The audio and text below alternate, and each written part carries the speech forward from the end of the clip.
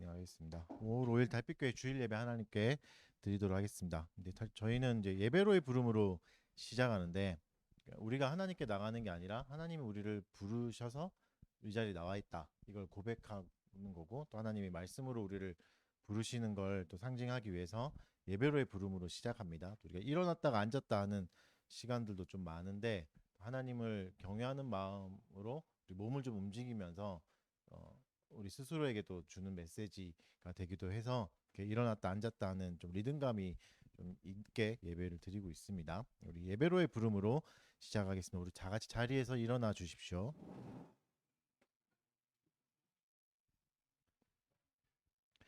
오라 우리가 굽혀 경배하며 우리를 지으신 여호와 앞에 무릎을 꿇자. 그는 우리의 하나님이시요 우리는 그가 기르시는 백성이며 그의 손이 돌보시는 양이기 때문이라. 너희가 오늘 그의 음성을 듣기를 원하노라. 아멘. 하나님 아버지, 이 시간 주님을 예배하기 위해 모인 주의 백성들을 긍휼히 여겨 주십시오. 우리의 찬양과 기도와 말씀과 또 듣는 모든 과정 가운데 성령께서 역사하여 주시옵소서.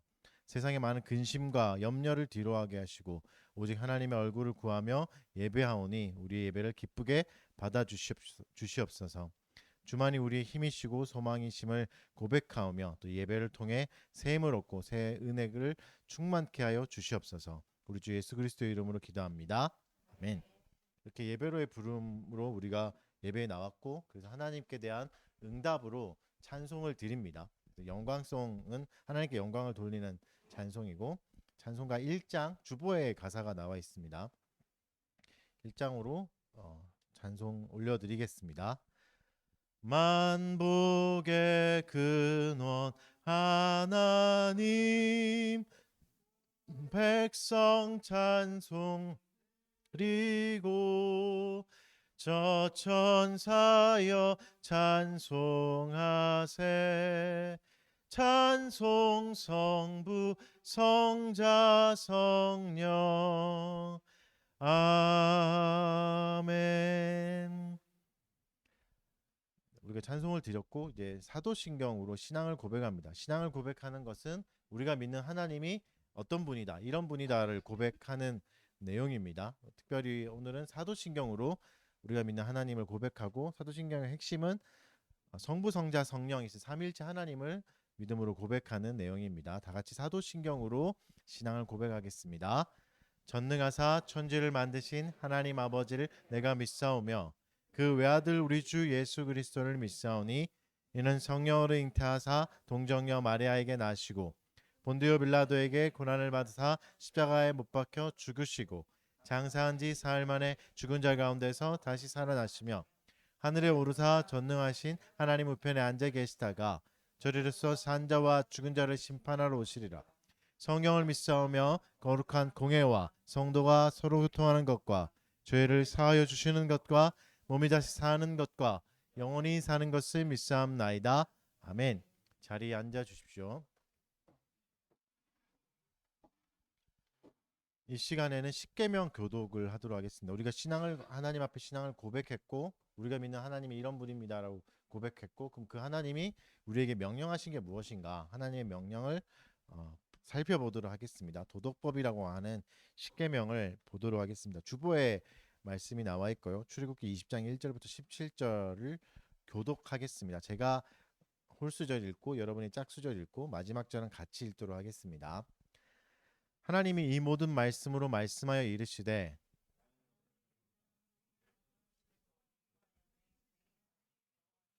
너는 나 외에는 다른 신들을 내게 두지 말라.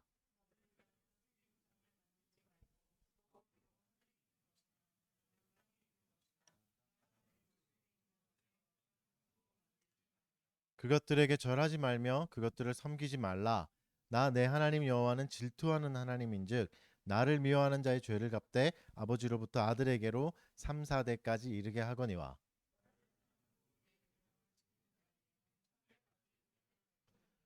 너는 내 하나님 여호와의 이름을 망령되게 부르지 말라. 여호와는 그의 이름을 망령되게 부르는 자를 죄 없다 하지 아니하리라. 엿새 동안은 힘써 내 모든 일을 행할 것이나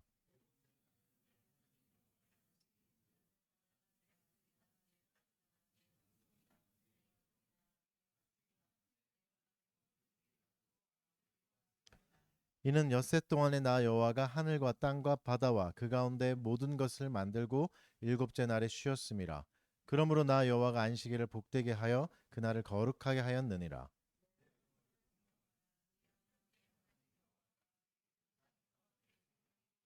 살인하지 말라.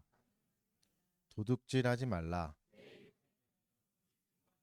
같이 읽겠습니다. 내 이웃의 집을 탐내지 말라. 내 이웃의 아내나 그의 남종이나 그의 여종이나 그의 소나 그의 낙이나 물은 내 이웃의 소유를 탐내지 말라. 아멘. 하나님의 명령을 이제 살펴보았고, 이 시간은 죄의 공적인 고백을 하는 시간입니다. 이 시간은 하나님 앞에 마음을 조용히 열고 또 우리의 죄와 잘못을 고백하는 시간입니다. 단순히 죄를 나열하는 시간은 아니고, 우리가 하나님 앞에 우리 자신의 연약함과 죄성을 인정하고 하나님께 용서를 구하고 또 변화의 힘을 간구하는 시간입니다. 조용한 마음으로 이제 개인적인 죄 고백의 시간을 갖겠습니다. 기도하는 시간이고 꼭 소리를 내지 않으셔도 됩니다. 1분 정도 잠깐 드리도록 하겠습니다.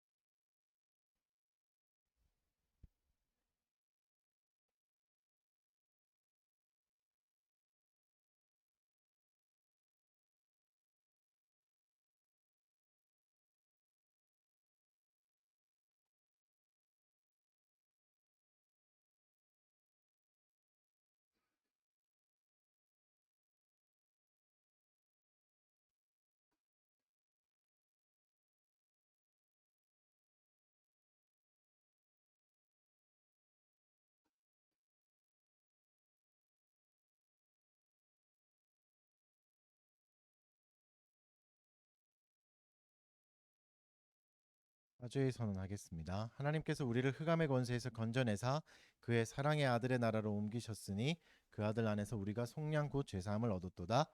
아멘.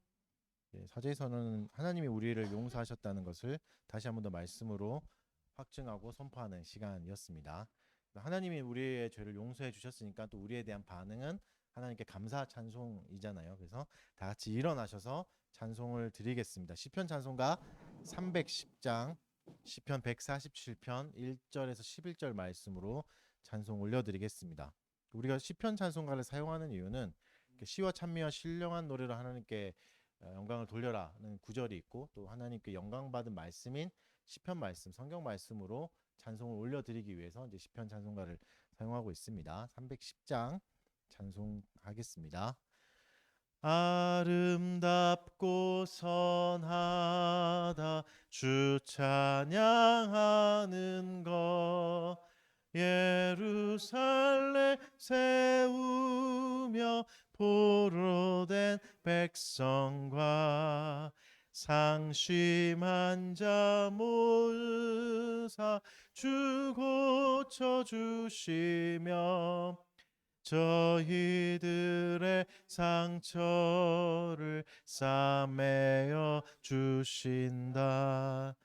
광대하신 하나님 그 지혜 한없다. 별들을 계수하고 그 이름 부르니 겸손하고 낮은 자 붙들어 주시고 교만하고 악한 자 물리치시도다. 오 주님께 감사 찬송을 드리자. 하늘에는 구름과 땅에는 단비를 예비하사 온 땅 생명을 주시며 새들과 들짐승도 먹이시는 도다. 여호와는 세상 자랑하는 것과 사람 의지하는 것 기뻐하니 하네. 오직 주 경외하며 그 인자하심을 바라는 모든 자를 기뻐하시도다. 자리에 앉으십시오. 시간은 목회기도 시간입니다. 흔히 생각하시는 대표기도 시간이고, 이 시간에는 이제 말씀을 전하는 목사가 회중을 위해서 대표해서 기도하는 시간입니다. 그래서 제가 잠깐 기도하도록 하겠습니다. 하나님이여, 주는 나의 하나님이시라. 내가 간절히 주를 찾되 물이 없어 마르고 황폐한 땅에서 내 영혼이 주를 갈망하며 내 육체가 주를 앙모하나이다. 걸어가신 하나님 아버지, 이 시간 주를 예배할 수 있게 은혜를 주셔서 감사합니다. 주님은 우리의 생명이시고 구원이시며 우리에게 평안을 주시는 분임을 고백합니다. 이 땅의 모든 피조물이 주님의 영광을 찬양하게 하여 주시고 교회가 깨어 주를 섬기게 하여 주심을 감사드립니다. 자비하신 주님, 우리의 모든 죄를 용서하여 주십시오.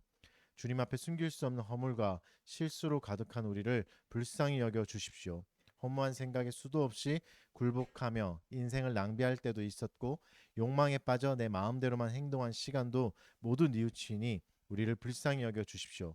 예수 그리스도의 보혈의 능력으로 우리를 죄에서 깨끗하게 하시고 성령으로 새롭게 하여 주시옵소서.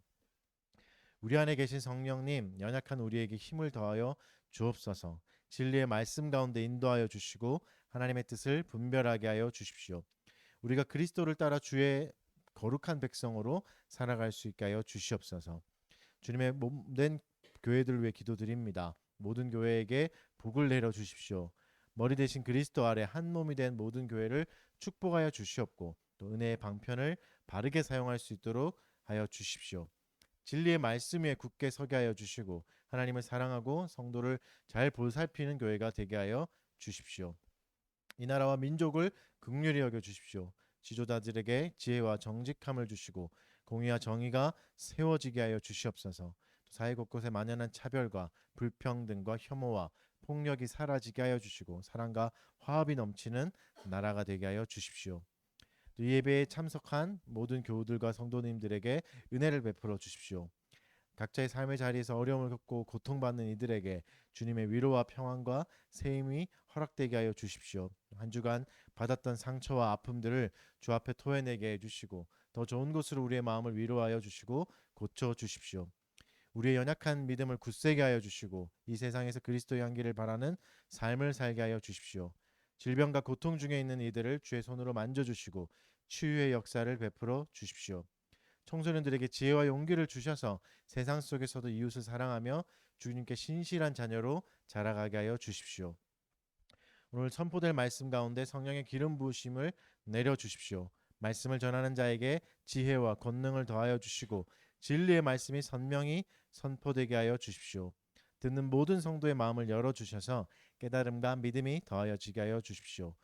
고통 가운데 있는 성도가 있다면 말씀으로 위로받고 소망을 발견하게 하여 주십시오. 부족한 가운데서도 하나님의 뜻이 이루어지고 하나님께 영광이 돌려지는 말씀 선포가 되게 하여 주시옵소서. 이 모든 말씀 우리 주 예수 그리스도 이름으로 기도합니다. 아멘. 이렇게 기도했고 말씀을 보겠습니다. 오늘 설교할 말씀은 요한복음 9장 1절에서 3절 말씀입니다.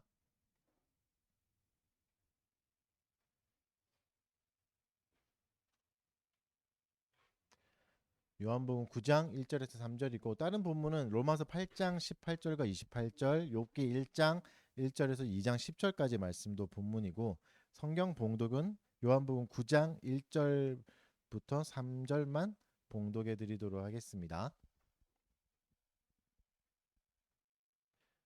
말씀 봉독을 이제 설교자가 하는 이유는 이제 하나님의 말씀만 전하라는 취지에서 설교자가 하나님의 말씀을 봉독해 드립니다. 대신 읽어 드리는 겁니다.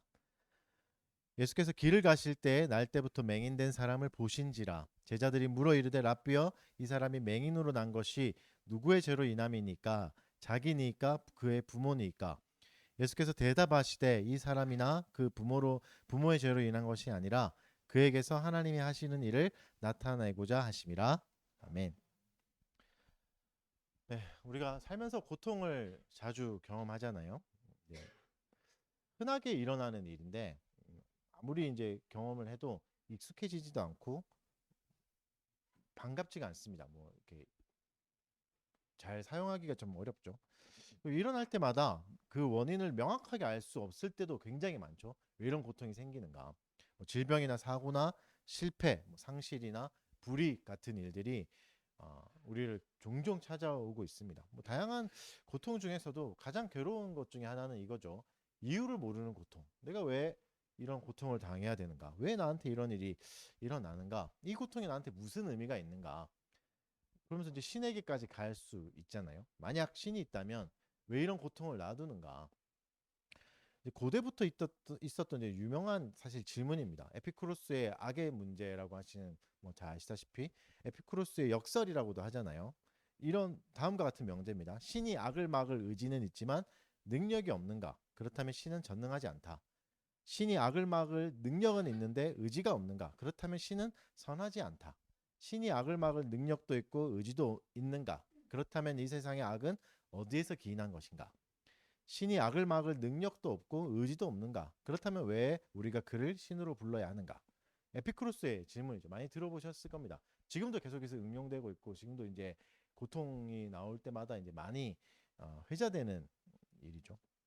꽤 오랫동안 존재해왔던 질문이고 그렇다 보니까 많은 철학가나 사상가들, 뭐 기독교 신학자들도 이 질문에 대해서 답하려고 노력했습니다. 사실 이제 성경 속에서도 이런 질문도 많이 나오고 있습니다.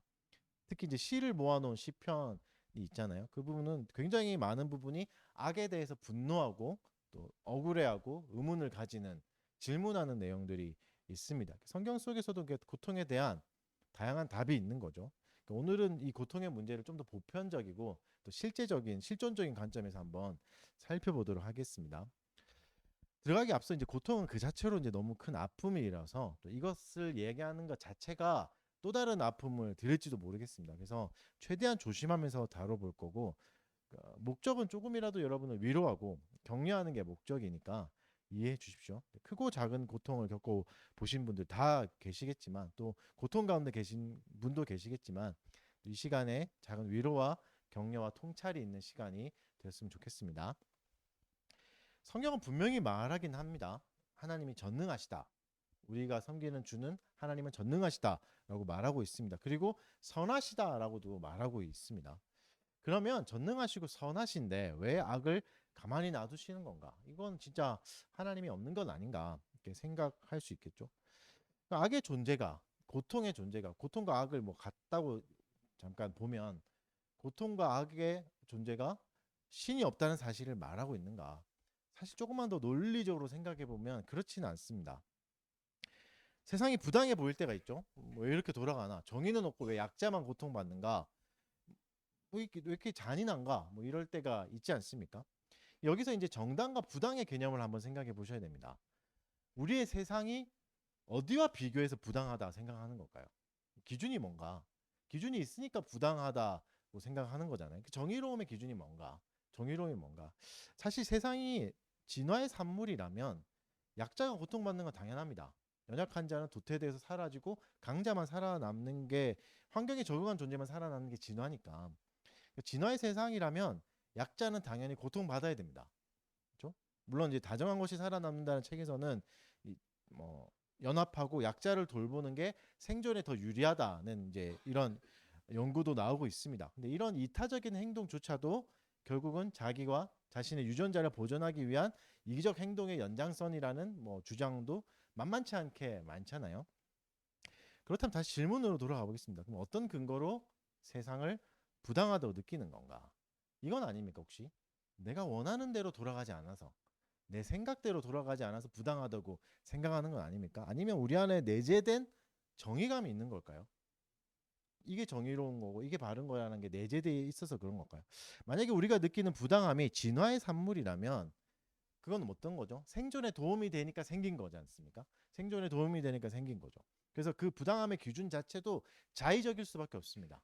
주관적일 수밖에 없는 거죠. 생존에서 생긴 거니까 내 안에서 생긴 거니까 결국 살아남은 자들의 강자들만의 논리가 되는 거죠. 이 정의와 부당함도. 그러니까 모두에게 적용될 수 있는 객관적인 정의는 아니란 겁니다. 이게 진화로 만들어진 거라면. 그런데도 어떻죠? 우리는 세상의 부조리함에 분노하고 좌절합니다. 그러니까 마치 어떤 기분이죠? 마치 우리 안에 보편적이고 절대적인 선의 기준이 있는 것처럼 화를 내고 분노하고 질문하고 있는 거죠. 그리고 이 기준으로 세상을 평가할 때 어긋나면 부당하다고 여기고 있습니다. 그러니까 절대적인 기준이 어디서 왔는가? 아까도 말씀드렸듯이 진화의 산물이라면 절대성과 객관성 자체에 모순이 생겨버립니다. 절대성을 가질 수 없죠. 객관성도 가질 수 없죠. 그러니까 오히려 이런 기준이 있다면 뭔가 우리를 넘어선 초월적인 존재로부터 비롯되었다고 보는 게 오히려 좀 더 합리적이고 논리적인 거죠.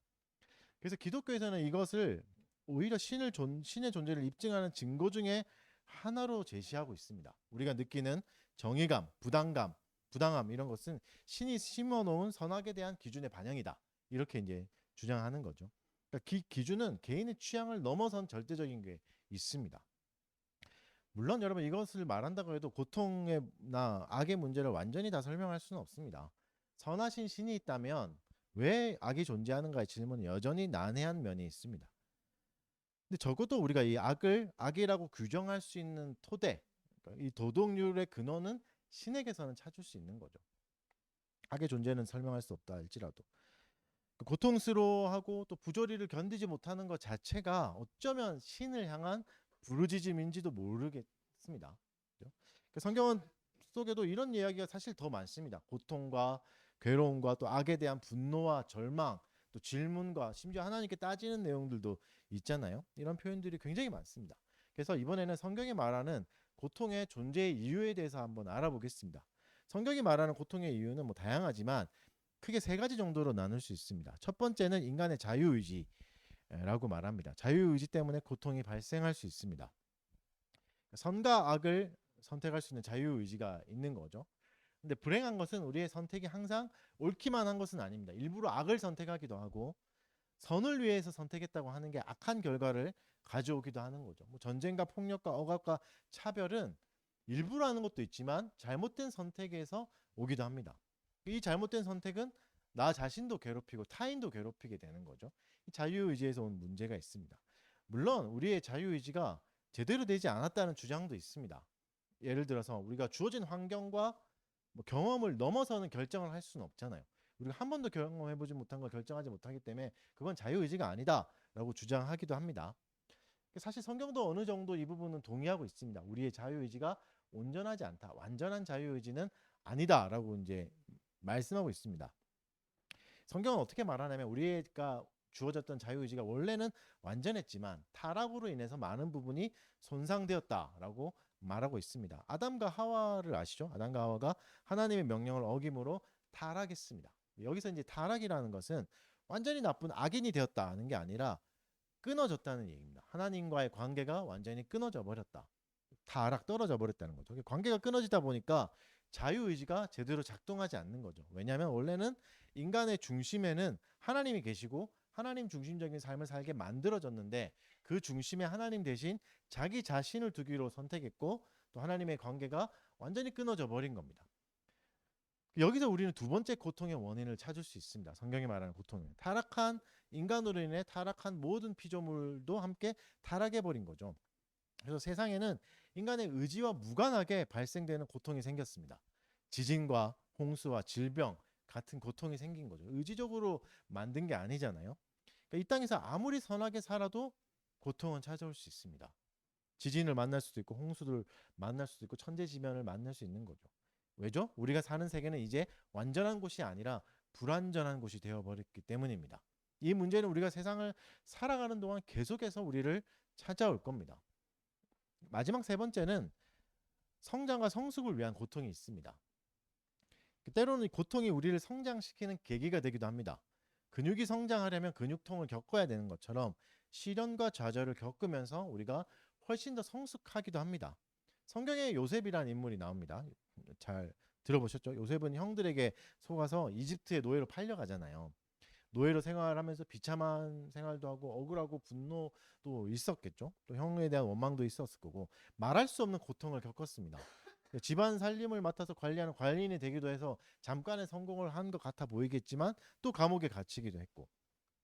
근데 결과적으로 보면 이런 고통스러운 삶을 통해서 요셉의 성품은 단단해지고 성숙해졌습니다. 그래서 이후에 요셉이 애굽의 총리가 되었을 때는 이집트의 총리가 되었을 때는 수많은 사람들과 자신의 가족을 엄청난 기근에서 구해내잖아요. 이게 성숙의 결과였죠. 인생에 굉장히 좋은 선물들은 때로는 고통스러운 과정을 통해 얻어지기도 합니다. 고통이 있어야지만 얻어지는 것들이 있죠. 물론 그렇다고 해서 고통이 쉽게 받아들여지지는 않습니다. 쉬운 건 아니죠. 여기서 또 중요한 것은 이 세 가지가 단독적으로만 작용하는 게 아니라 복합적으로 작용하기도 하는 겁니다. 자유의지와 피조물의 완전하게 깨진 피조물의 세계와 또 성숙하는 것들. 그러니까 자연재해이라는 피해들도 인간의 무지나 이기심 때문에 발생하기도 하잖아요. 또 반대로 타인의 잘못된 선택으로 내가 고통을 받기도 하고, 그리고 또 의도치 않은 고통이 나에게 성찰과 성숙의 계기를 주기도 하는 이 세 가지가 복합적으로 계속 움직이기 때문에 다양한 고난들이 우리를 괴롭히고 있습니다. 고통이 괴로운 이유 중에 하나는 아까도 말씀드렸지만 이유를 모르는 겁니다. 왜 하필 내가, 왜 나에게 이런 일이 생기는가? 이게 무슨 유익이 있고 의미가 있냐는 생각들이 우리에게 다가와서 우리를 너무 괴롭힐 때가 있습니다. 그럼 성경은 고통의 의미를 어떻게 말할까요? 예수님은 고통에 대해서 답을 주신 적이 있습니다. 오늘 본문에서 읽었던 봉독해 드렸던 말씀인데 예수님 제자들이 물었습니다. 소경으로 태어난 사람, 태어날 때부터 시각 장애인으로 태어난 사람 보면서 누가 죄를 범했기 때문에 이렇습니까? 그 생각에는 뭐가 있는 거죠? 죄 때문에 이런 결과가 나왔겠지. 뭔가 잘못이 있으니까 저런 고통을 받겠지라는 생각이 있는 거죠. 그때 예수님이 어떻게 말씀하셨죠? 이 사람이나 그 부모가 죄를 지은 게 아니라 그에게서 하나님이 하시는 일을 나타내기 위함이다라고 말씀하신 적이 있습니다. 이 대화를 통해서 예수님이 어떤 걸 해석해 주신 겁니까? 고통을 재해석해 주신 겁니다. 우리는 쉽게 인과응보적인 생각을 많이 할 수 있거든요. 내가 뭔가 잘못해서 죄가 많아서 이렇구나. 물론 그럴 수도 있겠지만 그게 항상 맞는 건 아니죠. 예수님은 인과응보적인 해석을 거부하셨습니다. 그리고 뭐라고 말씀하셨죠? 고통 속에서도 하나님의 영광이 하나님이 일하실 수 있다라고 말씀해 주셨습니다. 그러니까 내가 부정하고 가증스러운 존재이기 때문에만 고통을 겪는 게 아니라 고통 속에서도 하나님의 영광을 나타낼 수 있는 존재다라고 말씀해 주시는 거죠. 그러니까 재수 없는 존재, 불행한 존재가 아니라 하나님의 영광을 드러낼 수 있는 존재, 하나님의 살아계심을 보여줄 수 있는 존재가 될 수 있다라고 말씀해 주신 겁니다. 그러니까 세상을 살아가는데 너무 귀중한 요소들은 고통을 통해서 얻어지는 게 너무 많습니다.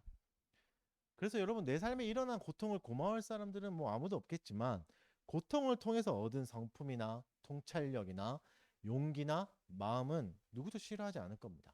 누구도 거부하지는 않을 겁니다.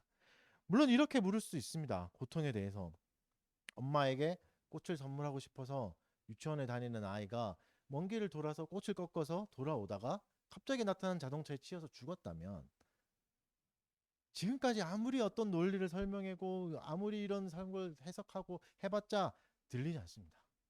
소용없습니다. 그렇겠죠? 아무리 고통 속에서 배울 게 있고 하나 지금 억울하고 분하고 이런 감정들이 사라지지 않으니까 뭐 어떻겠습니까? 아무리 이렇게 말해도 유익 따윈 필요 없다. 유익 없어도 좋겠으니까 고통만 일어나지 않게 해달라고 울부짖는 사람들이 여전히 우리 주위에 많습니다. 고통은 아무리 우리가 이렇게 멀쩡하게 얘기한다고 해도 막상 받아들이면 저도 그렇고 누구도 쉽게 받아들일 수는 없습니다. 그러니까 그것을 유익을 생각하면서 의연하게 받아들이는 것은 사실 찾기 어렵습니다. 그런 사람은 찾기 어렵습니다. 그러니까 성경 속에서도 많은 인물들이 고통을 겪는 것을 두려워했고 힘들어했습니다. 의연하게 영웅처럼 받아들이는 게 아닙니다. 특히 시편은 비유하자면 비명소리로 가득합니다. 비명소리로 가득한 거죠. 이런 분들께 사실은 기독교가 더 힘이 될 수 있습니다. 왜냐하면 기독교의 하나님은 인간의 고통을 피하지 않고 그 고통 속으로 들어오셨기 때문입니다. 제대로 된 고통을 겪기 위해서 아예 사람이 되셨습니다. 모든 걸 다 끊고 하나님에 대한 능력을 다 잃어버리고 완전한 사람이 되셔서 모든 고통을 다 겪으셨습니다. 사람이 된 하나님, 예수님이잖아요. 예수님은 이 고통을 어떻게 받아냈을까요? 신이니까, 하나님이니까 의연하고 멋지고 영웅처럼 받아냈을까요? 그렇지 않습니다. 예수님은 죽음의 고통을 그대로 느꼈습니다. 다 느꼈습니다. 그래서 성경에 나오는 죽음 직전의 예수님의 모습은 보면 굉장히 충격을 받은 모습입니다. 쇼크를 받은 모습의 사람입니다. 의연하거나 대처하거나 막 이렇게 영웅처럼 대처하지 않습니다. 마가복음 14장 33절부터 34절에 이렇게 말씀하십니다. 베드로와 야고보와 요한을 데리고 가실 때 심히 놀라시며 슬퍼하사 말씀하시되 내 마음이 심히 고민하여 죽게 되었으니 너희는 여기 머물라 깨어 있으라 하시고. 그러니까 어떤 상황이죠? 너무 놀라고 슬퍼하고 슬픔도 오고 놀랍고 두렵고 여러 가지, 그러니까 쇼크를 받은 거죠. 충격을 받은 상태의 모습들을 그대로 보여주고 계십니다. 의연하게 대처하는 게 아닙니다. 예수님이 받은 고통은 의연하게 넘어갈 수 있는 고통이 아니었어요. 사람들에게 버림받았죠. 특히 3년 반 동안 동고동락했던 제자에게 배신당했습니다. 사람들에게 배신당하는 건 너무 아픈 괴로움이지 않습니까? 특히 또 하나님 아버지 앞에서 예수님은 뭘 본 거죠? 천국이 아니라 지옥을 본 겁니다. 지옥을 경험한 거죠. 가장 큰 고통은 버림받음의 고통이었습니다. 사람들에게도 버림받고 하나님 아버지에게도 버림받은 겁니다. 여러분, 이게 얼마나 괴로운지 간접적으로라도 경험해 보신 분은 알 겁니다. 곧 누구를 사랑하는 사람을 잃어버린 사람을 곁에 둬보셨으면 잘 아실 겁니다. 자녀를 잃은 고통들, 부모님을 잃은 고통들, 사랑하는 사람을 잃은 고통들은 말로 표현할 수 없습니다. 이런 것을 겪은 사람은 어떻죠? 짐승처럼 울부짖습니다. 이게 사람 소리인가 헷갈리지 않도록 헷갈리는 것처럼 짐승처럼 울부짖습니다. 너무 괴롭죠? 사랑하는 사람을 잃는다는 게. 근데 예수님은 어땠을까요? 삼위일체 하나님이잖아요. 우리가 예배 시간에 고백했던 것처럼 그 말은 뭐죠?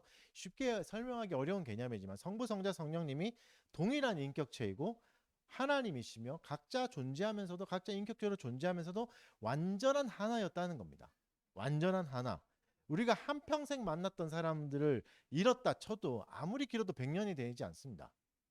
아무리 사랑하는 사람과 오랜 시간을 지내도 100년이 되지 않잖아요. 근데 예수님은 시간 밖에서 존재하셨기 때문에 영원히 하나님과 연합되어 계셨습니다.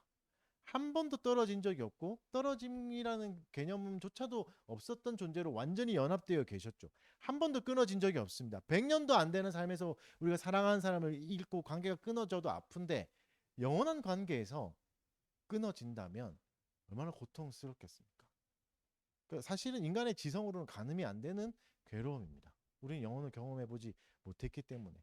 이런 고통 앞에 예수님이 의연할 수 있겠습니까? 의연할 수 없었습니다. 두려워하셨고 고통을 피하게 해달라고 계속 기도하셨습니다.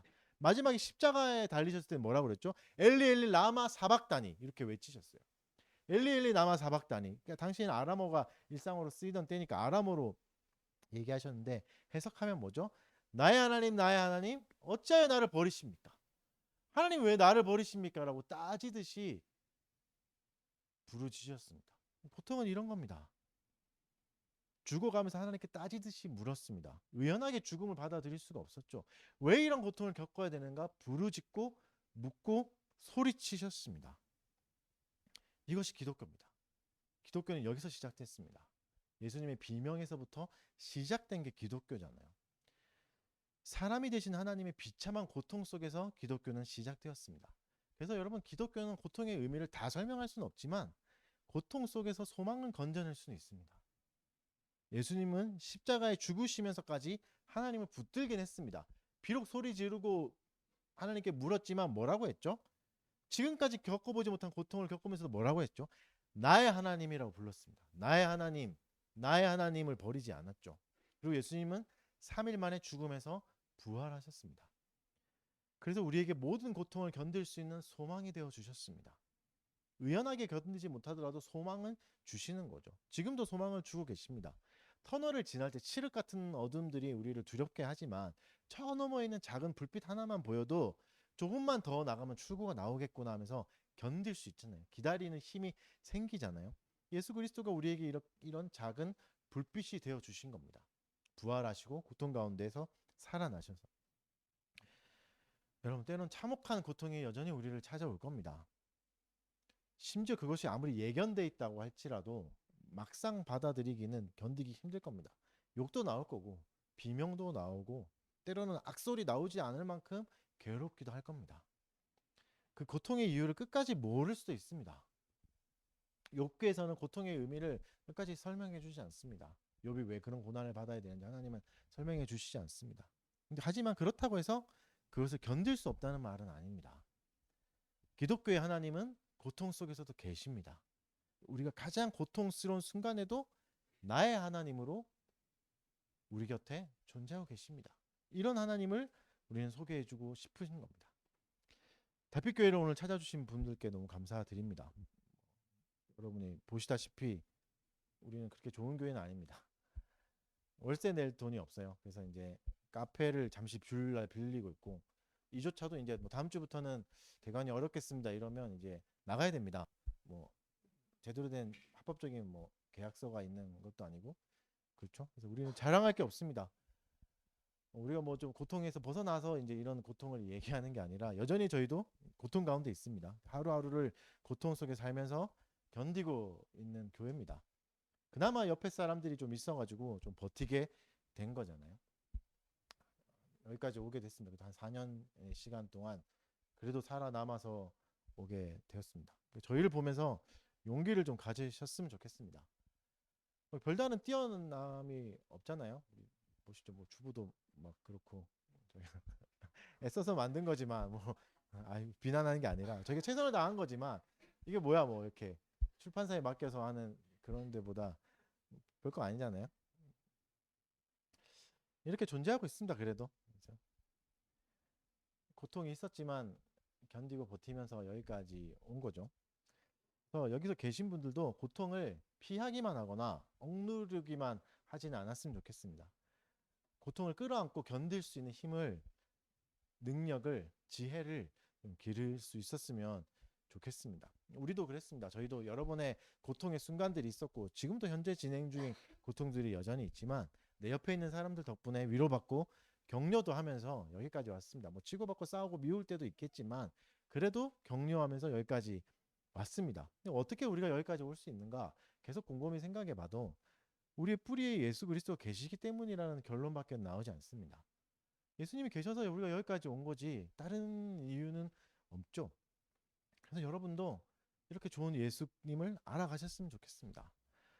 지금도 이 순간에 크고 작은 고통을 겪고 계신 분들에게 위로의 말씀 드립니다. 여러분이 잘못해서 이 고통을 겪는 건 아니라고 말씀드리고 싶습니다. 그리고 여러분은 혼자가 아닙니다. 우리는 함께 이 고통의 터널을 지나가고 있습니다. 고통이 언제 끝날지 모르겠지만 그리고 잘 견디든 잘 못 견디든 우리를 결국은 터널 끝으로 인도해 줄 분이 계십니다. 좀 더 성숙하고 단단하게 만들어 주실 분이 계십니다. 모든 악에서도 선을 만들 수 있는 예수 그리스도를 믿으십시오. 그분은 우리의 아픔을 모르지 않습니다. 오히려 공감하면서 함께 해주실 것입니다. 여러분이 이 자리에 온 것도 우연은 아닙니다. 하나님의 세밀하고 촘촘한 섭리가 있었을 겁니다. 여러분의 삶에서 일어나는 고난도 잘 딛고 견디고 일어나는 희망을 기원하면서 이만 마치도록 하겠습니다. 잠깐 기도하겠습니다. 그러니까 고통받는 분들을 위해 잠깐 기도하겠습니다. 이 시간에 소리내서 기도하지 않아도 됩니다. 들었던 말씀을 기억하면서 또 아픔 가운데 있는 분들을 또 위로해 달라고, 또 이런 분들이 그리스도를 만나게 해달라고, 이게 또 찾아오신 그리스도를 누리게 해달라고 잠깐 기도하고 제가 기도하겠습니다.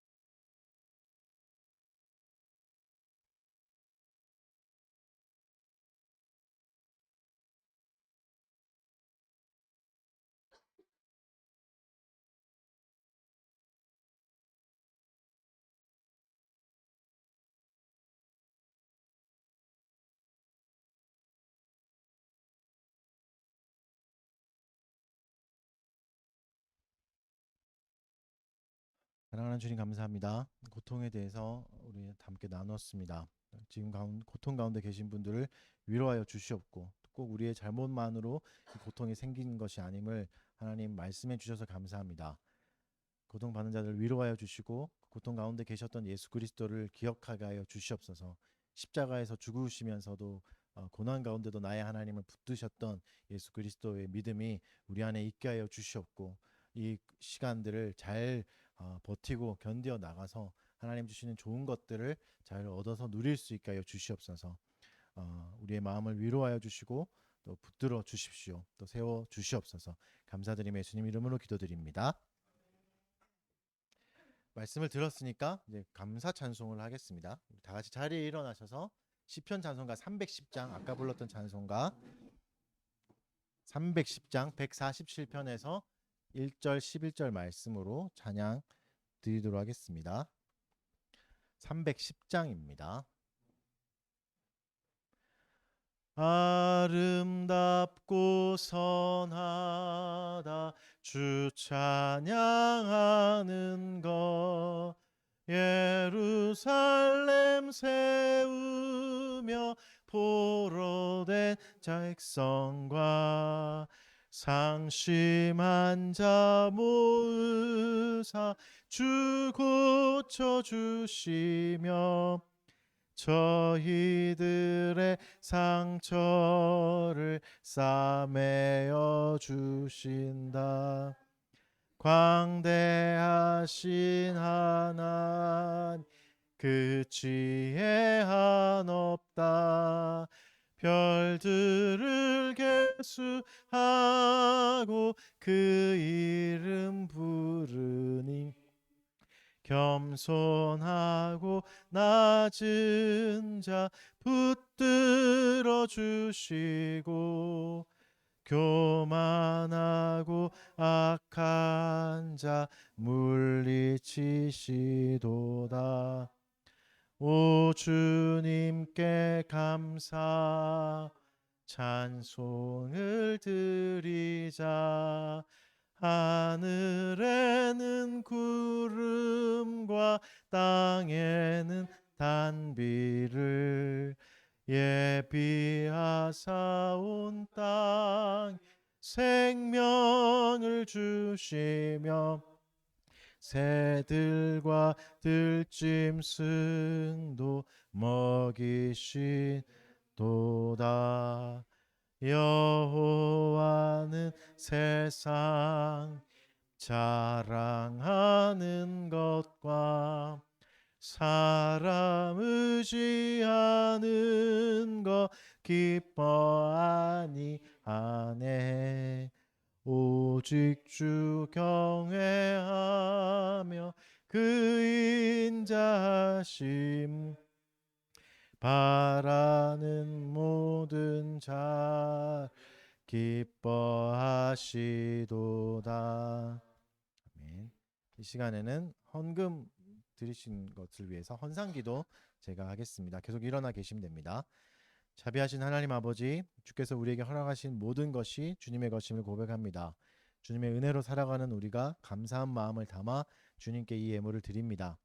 우리의 작은 정성이 하나님의 나라를 위해 또 이웃 사랑을 실천하는 데 사용되게 하여 주시옵소서. 더 나아가서는 우리의 삶 전체가 주님께 드려지는 산 제사가 되게 하여 주십시오.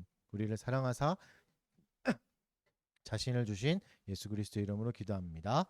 아멘. 마지막으로 강복 선언하고 마치도록 하겠습니다. 강복 선언은 이제 축도라고 생각하시는 그건데 목사가 이제 하나님을 대신해서 복을 선포하는 시간입니다. 그래서 기도가 아닙니다.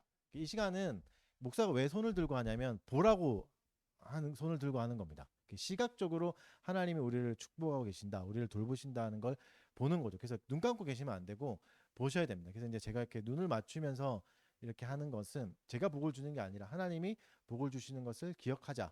다시 한 번 더 상징적으로 보자는 시간입니다. 그래서 기도가 아닙니다. 강복 선언하고 예배 마치도록 하겠습니다. 주 예수 그리스도의 은혜와 하나님의 사랑과 성령의 교통하심이 너희 무리와 함께 있을지어다. 아멘. 네, 자리에 앉으시면